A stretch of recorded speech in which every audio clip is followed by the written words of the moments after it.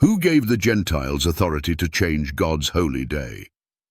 So a Sunday keeper says the Sabbath began in Exodus 16:23-26 and was given only as a sign between God and Israel. They claim that Gentile Christians now worship on the first day of the week to celebrate Christ's resurrection. But here's the truth they don't want to face. The Sabbath did not start in Exodus. It began in Eden. Genesis 2:2-3. And on the seventh day God ended his work, and he rested. And God blessed the seventh day and sanctified it.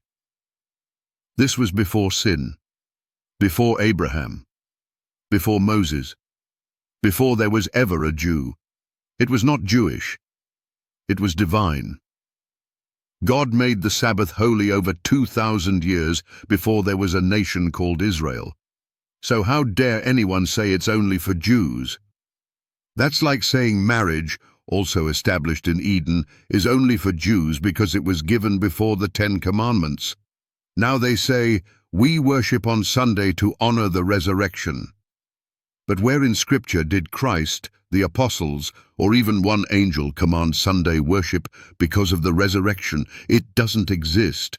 In fact, Jesus kept the Sabbath. Luke 4:16 says, he went into the synagogue on the Sabbath day, as was his custom. And guess what? After the resurrection, his apostles still kept the Sabbath. Acts 17:2. And Paul, as his manner was, went in unto them, and 3 Sabbath days reasoned with them out of the Scriptures. So let me ask you all, pastors, imams, priests, skeptics, if God himself sanctified the 7th day, wrote it in stone with his own finger, and declared, I change not, Malachi 3:6, who gave the Gentiles authority to change it to Sunday? Was it Christ? No. Was it the apostles? No. Was it God the Father? No. Then who?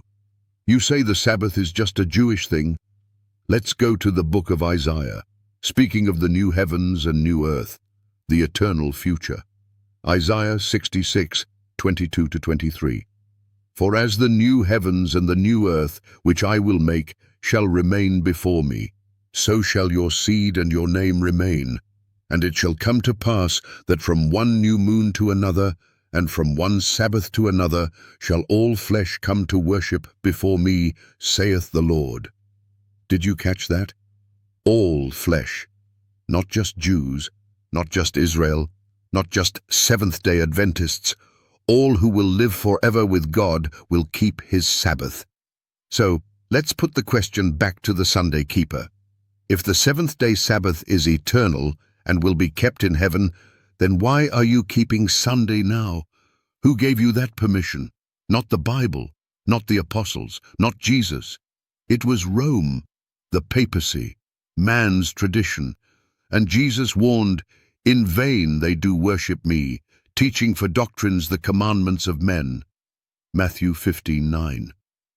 You can't honor God by disobeying him. So I challenge every pastor, priest, imam, theologian, or skeptic. Produce one verse where God changed the Sabbath to Sunday.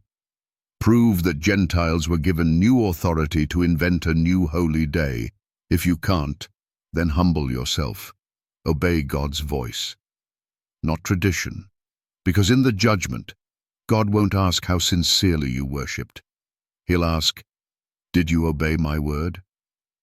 The Sabbath is God's seal. Sunday is man's counterfeit.